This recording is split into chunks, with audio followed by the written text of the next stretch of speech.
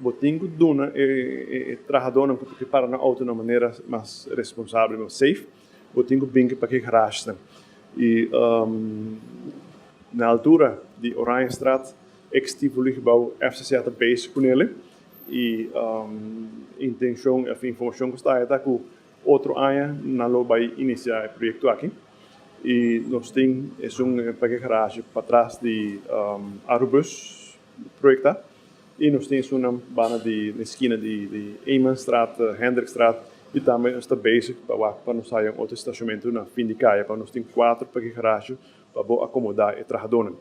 Meanwhile, o que está também nós pedimos oferta na caba para, por exemplo, para trás de bus station.